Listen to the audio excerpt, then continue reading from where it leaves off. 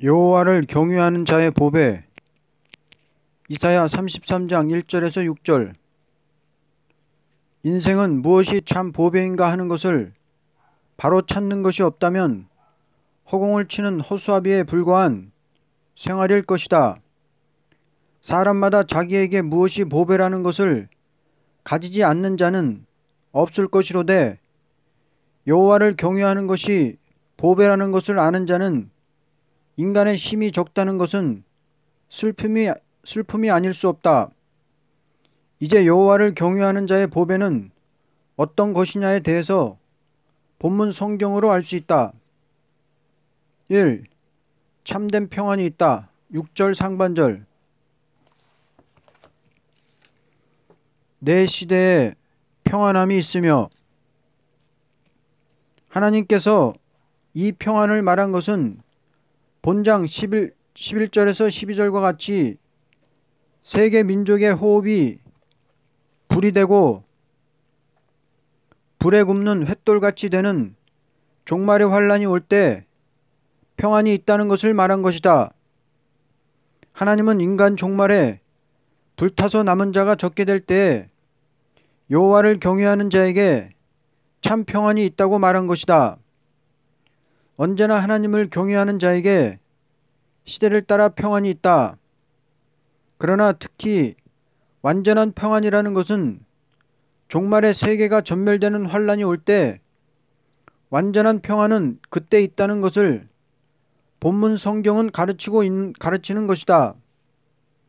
금일의 인간들은 은과 금이 참 평안인 줄 알지만 이것은 어리석은 인간의 생각이다. 하나님의 말씀은 어느 선지자의 묵시든지 하나님을 경외하는 자만이 종말의 인간이 불타질 적에 남은 종 남은 백성이 되어서 참된 안식의 시대를 축복으로 받는다는 것을 목적으로 말한 것이다. 이 구원 6절 중반절. 구원과 이 구원이라는 것은 영혼만을 구원하는 것을 가르침이 아니다. 온 세계가 황폐화되는 환란 재앙의 심판이 있을 적에 하나님의 보호를 받고 살아서 새 시대의 축복을 받는 구원이다. 이것은 전 가족적인 구원이 되는 것이다. 노아 때와 같은 구원이다. 하나님이 위험 중에 함께하여 피난처의 보호를 받는 구원이다. 3. 지혜 6절 중반절. 지혜와 지혜는 인간적인 세계 사람의 지혜가 아니요 하나님께로 온 지혜를 가르친 것이다. 지금은 하나님을 경외하는 일이 어리석게 보이나 세계가 불에 살라지는 그날에는 제일 지혜로운 자는 하나님을 경외하는 자라고 말할 것이다. 다니엘 12장 3절에서 10절을 보면 지혜로운 자는 바로 깨달음이 있으므로 별과 같이 빛난다고 하였다. 인간 지혜는 오히려 자기를 속이는 일이 되고 만다. 4. 지식이 풍성할 것이니 여호와를 경외함이 내 보배니라. 인간 지식이라는 것은 현실주의에 국한된 지식이다.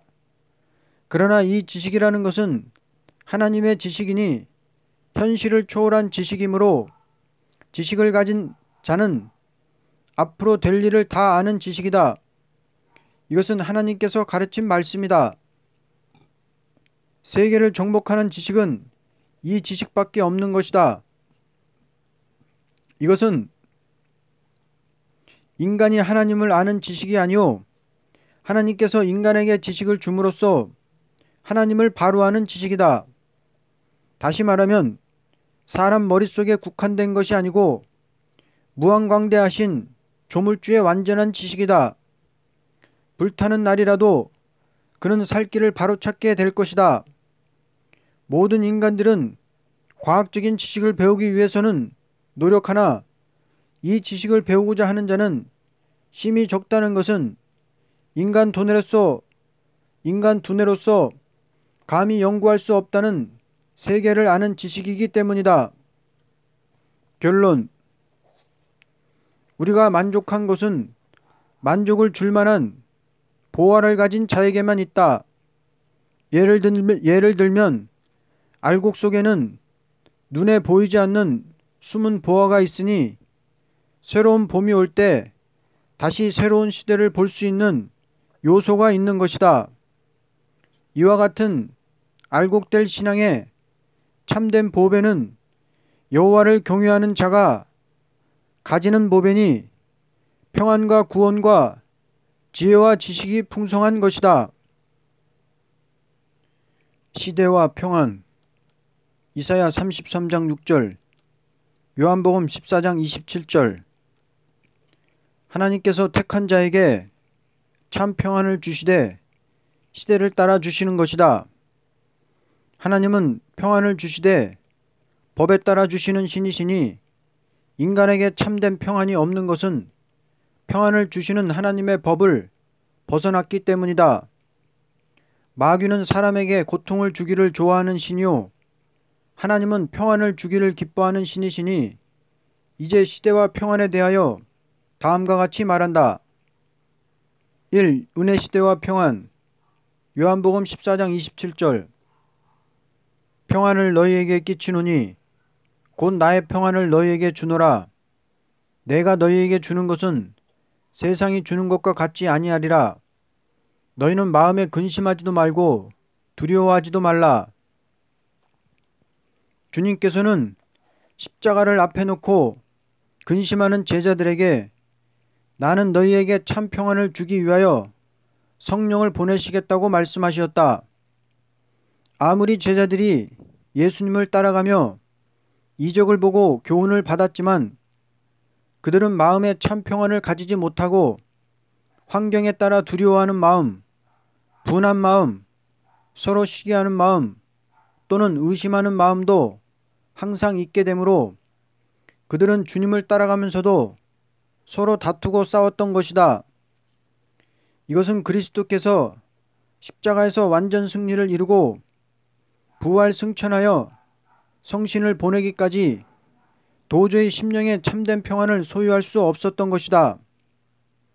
예수님께서 내가 너희를 떠나는 것이 더 유익하다 한 것은 보혜사 성신이 오므로만이 주님이 함께할 때보다도 완전한 평안을 소유할 것을 말씀하신 것이다. 이제 성령을 통하여 오는 평안에 대해서 다음과 같이 말한다. 1. 마귀의 세력을 이김으로. 2. 하나님의 말씀이 완전히 마음에 거함으로. 3. 말씀으로 남을 가르칠 수 있는 일이 있으므로 참 평안을 얻게 된다는 것이다. 하나님의 종이 되려고 할 때 자신 속에 있는 사단의 세력이 없어지지 않고는 평안이 있을 수가 없을 것이다. 왜냐하면 항상 자신 속에 싸움이 있기 때문이다. 하나님의 말씀을 마음 가운데 간직할 때 말씀은 나를 완전케 하는 능력이 있으니 말씀대로 이루어지는 산체험을 받게 되므로 참 평안을 얻게 된다. 또는 많은 사람을 가르칠 수 있는 사람이 될 때 그리스도와 같이 하는 생활이 되므로 천국을 이루는 승리의 열매가 이루어지므로 참 평안을 얻게 된다. 그러므로 사도와 성도들은 환난과 핍박이 와도 두려움 없이 담대히 나가 싸워서 승리를 이룬 것이다. 2. 환난 시대와 평안. 33장 6절. 내 시대에 평안함이 있으며 구원과 지혜와 지식이 풍성할 것이니 여호와를 경외함이 내 보배니라. 하나님께서 이사야 33장을 말씀하신 것은 환난 가운데 성도의 참된 평안을 목적 두고 말씀한 것이니 이 평안이라는 것은 심령의 평안만을 가르친 것이 아니고 몸에까지 참된 평안이 있을 것을 가르쳤다. 은혜 시대의 종들은 하나님께서 그 몸을 원수의 손에 쓰러지게 하면서 순교를 당한 자들에게 참된 평안을 영적으로 주었던 것이다. 이것은 영적 사망을 면하게 된 심령으로 육적 사망이 왔다 해도 그 영은 영생의 세계로 가는 동시에 참 평안을 영으로 받게 되는 것이다. 괴로운 세상을 떠나서 영적으로 안식에 들어가는 것이다. 이날까지의 역사는 이것이지만 이사야 선지에게 나타난 말씀은 온 세계 인류가 불에 굽는 횃돌같이 되는 환란이 오게 될 때에 공기가 불이 되어 모든 사람이 쓰러지지만 당신의 자녀들에게는 안정처가 있고 물과 양식을 공급함으로 아무런 피해 없이 새 시대에 들어갈 것을 가르친 말씀이다. 우리가 이제 오는 환란은 성도를 해치는 환란이 아니고 성도의 시대를 이루어 남은 종이 되며 남은 백성이 되기 위한 환란이니 지금 평화조약의 모든 일이 다 허사로 돌아가는 날이 올 것은 진노의 날이라는 것이다. 그러므로 환란 날에 성도에 받는 평화에 대하여 다음과 같이 말한다. 1. 은혜를 베풀어 주심으로 환란에서 구원을 받게 된다. 2. 공평과 의로 시온에 충만케 하신다. 3. 지혜와 지식이 풍성케 하신다. 4. 물과 양식을 공급하신다. 5. 위험 중에 함께 하신다. 6. 여호와께서 친히 구원해 주신다. 이와 같이 역사하는 것은 하나님의 종과 백성으로서 35장과 같이 새 시대를 이루기 위한 목적이다. 만일 하나님께서 세계 공기가 불이 되고 인류가 횃돌같이 타지는 날에 당신의 백성을 함께 당하게 하는 신이라면 세계 인류를 심판할 수 없을 것이로되 하나님께서는 33장과 같이 당신의 종과 백성에게 평안을 주고 34장과 같이 심판을 내리시고 35장과 같이 새 시대가 오는 것이다. 그러므로 우리는 염려할 것과 두려워할 것 없이 여호와를 경외함으로만이 이 평안을 소유할 수 있는 것이다. 결론. 하나님께서는 참된 평안을 당신의 백성에게 주기 위하여 역사하는 신이시니 아무리 타락한 인생이라도 그 법에 순종할 때 영적 평안과 육적 평안을 아울러 받는 것이니 이 평안을 우리가 받게 되는 것이 하나님의 소원이요 사랑이라는 것이다. 여호와께서 일어나야 할 때 이사야 33장 7절에서 16절. 하나님께서 잠잠히 계실 때도 있고 일어나실 때도 있다. 그리스도께서 인간을 위하여 보내심을 받아 죄인을 위해서 화목제물이 되시고 죄인을 위해서 대제사장이 되어 항상 하나님 앞에 대형 기도하시는 것을 하나님께서 받으시고 당신과 인간 사이에 화평을 누리는 것을 원하신다. 그러므로 죄인 하나가 회개하면 하늘에서도 기뻐하시는 것이다. 죄인이 회개하는 것을 기다리시는 하나님께서는 이 땅에 아무리 악한 자들의 박해가 있다 하여도 그들이 잘못을 깨닫고 돌아오기를 원하심으로 잠잠히 계신다. 그러나 여호와께서 일어나야 할 때는 어떠한 때라는 것을 본문을 들어서 증거한다. 1. 하나님의 대적이 조약을 파하는 때이다. 7절에서 9절.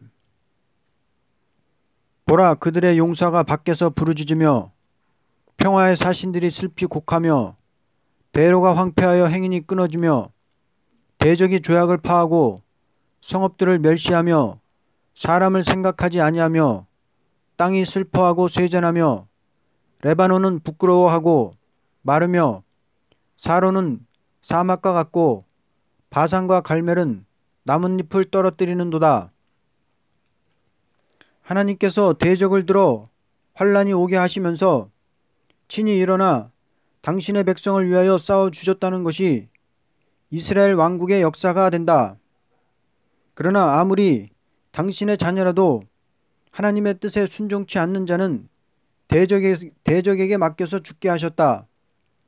그리고 하나님의 뜻을 순종하는 자는 아무리 대적이 강하여도 하나님의 보호가 같이 해서 그 대적의 손에서 벗어나게 하시고 승리하게 하시면서 인간 종말에도 그렇게 하실 것을 약속하신 것이 하나님의 말씀이다. 본문을 보면 인간 종말에 가서 얼마 동안 세계 평화를 위한 조약이 있지만 하나님께서 일어나실 때는 하나님의 대적을 들어서 그 조약을 파괴하시고 하나님을 두려워하지 않고 대적과 평화 조약을 맺던 사람들은 다 비참한 가운데 떨어질 것을 가르쳤다.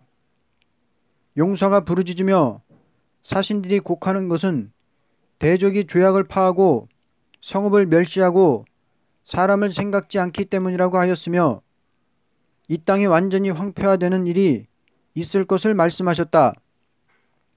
그러므로 인위적인 평화를 위하여 대적에게 협상을 요구한다는 것은 오히려 슬퍼할 일이 되고 말 것이다. 우리는 하나님께서 일어나실 때 그 앞에서 책망을 받지 않을 일을 해야 된다. 만일 어떤 사람이 하나님의 대적인 공산당과 평화를 하기 위하여 그 사상을 용납한다면 도둑에게 자기가 갖고 있는 보물을 보여주면서 내 것은 훔쳐가지 않기를 바란다고 말하는 사람이나 같다. 지금 하나님의 대적은 소위 평화조약이라는 것을 이용하고 있다. 우리는 하나님의 대적이 평화조약을 깨쳐버리고 나오는 것을 무서워할 것이 아니요 하나님께서 일어나시는 것을 더 큰 일로 알고 사상을 지켜야 할 것이다. 오늘날 예수를 믿는다는 사람들이 하나님의 대적과 평화를 해야만 된다고 하는 것은 섭을 지고 불에 뛰어 들어가는 사람과 같다. 하나님의 말씀은 절대로 패하지 못한다. 그러므로 말씀대로 이루어지는 현실에서 하나님의 말씀을 떠난 평화라는 것은 멸망을 자취하는 행동이 될 것이다. 2. 호흡이 불이 되는 때이다. 10절에서 12절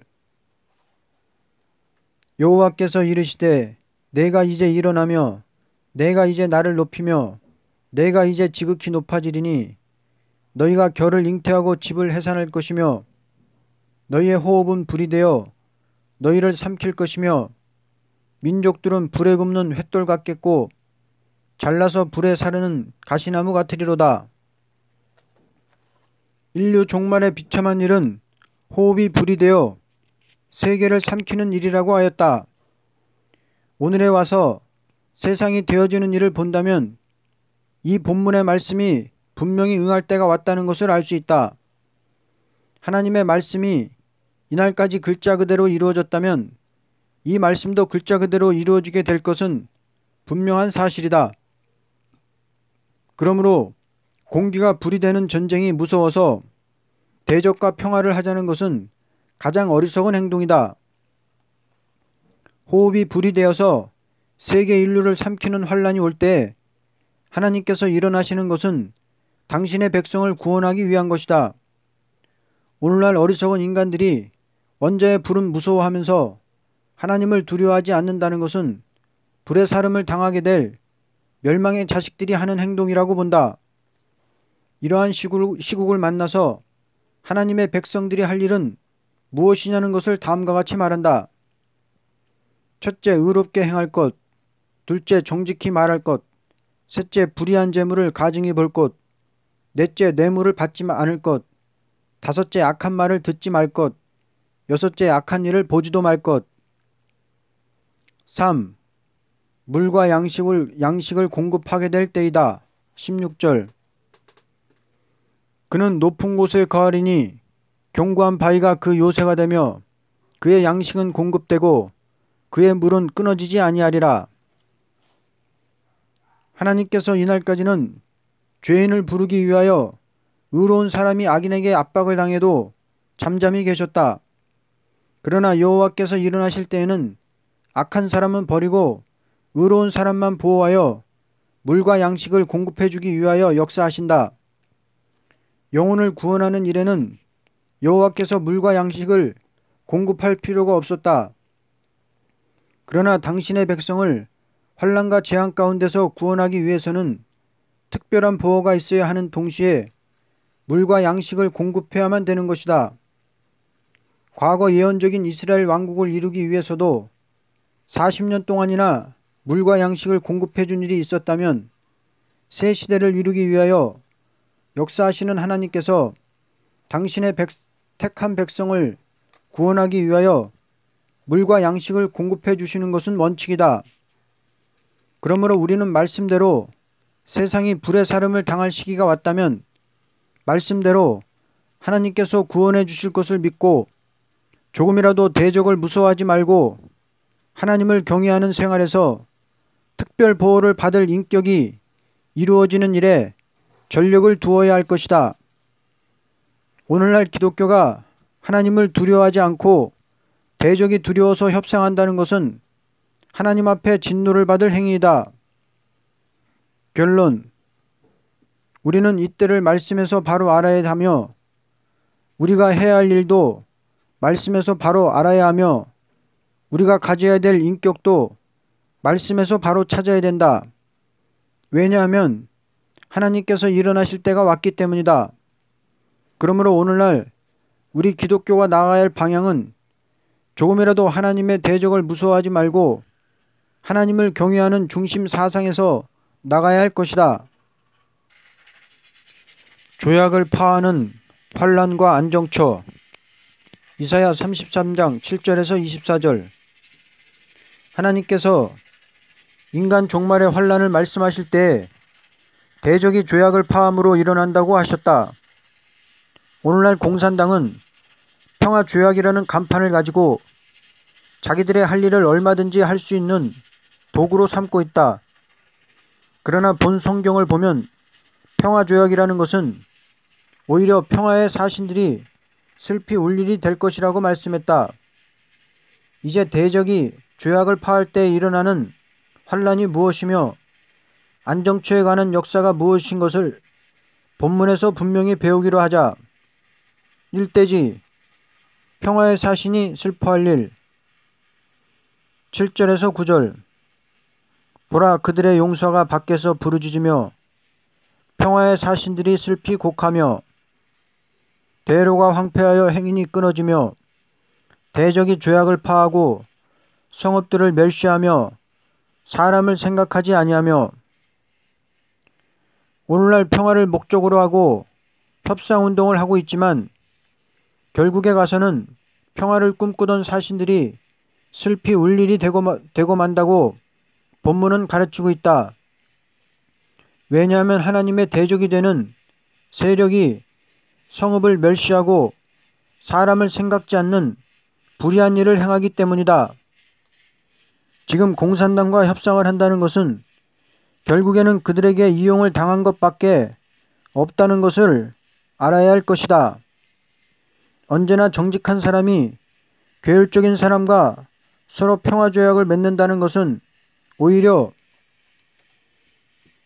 계율적인 악의 세력에게 좋은 기회를 주는 일밖에는 될 수가 없다.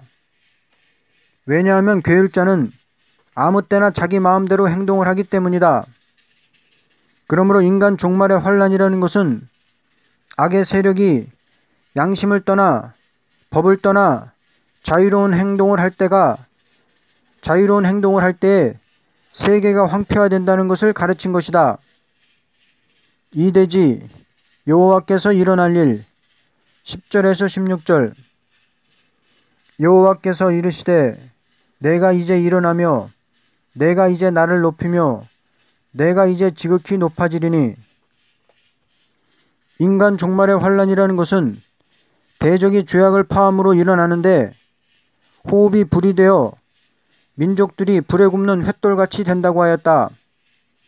그리고 이때 의롭게 행하는 자, 정직히 말하는 자, 토색한 재물을 가증히 여기는 자, 손을 흔들어 뇌물을 받지 아니하는 자, 귀를 막아 피 흘리려는 꾀를 듣지 아니하는 자, 눈을 감아 악을 보지 아니하는 자, 이러한 자들을 절대적으로 구원하기 위하여 하나님은 일어나시는 것이다. 만일 하나님의 참된 자녀들이 어찌할 수 없는 환난을 만났는데 여호와께서 일어나시지 않는다면 생명을 보존하기가 어려울 것이다. 그러므로 거룩한 자녀들을 특별 보호하여 남은 자가 되게 하기 위한 목적에서 여호와께서 강하게 역사하시는 것이다. 3대지 안정처에 보호할 일 17절에서 22절. 우리 절기의 시온성을 보라. 내 눈이 안정된 처소인 예루살렘을 보리니 그것은 옮겨지지 아니할 장막이라. 그 말뚝이 영영이 뽑히지 아니할 것이요 그 줄이 하나도 끊어지지 아니할 것이며. 하나님께서 택한 자들을 안정처에 보호하는 것은 악한 세상을 벌하는 때이니만큼 피해를 받지 않도록 하기 위한 방법이다. 이와 같은 역사가 없이는 남을 자가 있을 수가 없으므로 여호와께서 안정처에 같이 해주므로 피해를 당치 않고 구원을 받게 된다. 4대지 안정처에 악인을 없이 할 일 23절에서 24절. 내 돛대줄이 풀렸으니 돛대의 밑을 튼튼히 하지 못하였고 돛을 달지 못하였느니라. 때가 되면 많은 재물을 탈취하여 나누리니 저는 자도 그 재물을 취할 것이며 그 거주민은 내가 병들었노라 하지 아니할 것이라. 거기에 사는 백성이 사죄함을 받으리라. 하나님께서 안정처에 택한 자를 보호하기 위해서는 그 지경 안에 있는 사람들을 질병으로 소탕시켜 악한 자는 하나도 없게 하신다. 그러므로 택한 자는 안정처에서 남은 자가 되어 새 시대의 영광을 누릴 수 있게 된다. 결론. 하나님께서 아무리 어려운 환란이 와도 당신의 택한 백성은 조금도 피해를 당치 않도록 보호해서 남은 자가 되게 하시는 것이다. 누구든지 하나님의 말씀에 순종하는 사람은 안정처에서 보호를 받아 새 시대의 영광을 누리게 될 것이다. 아멘.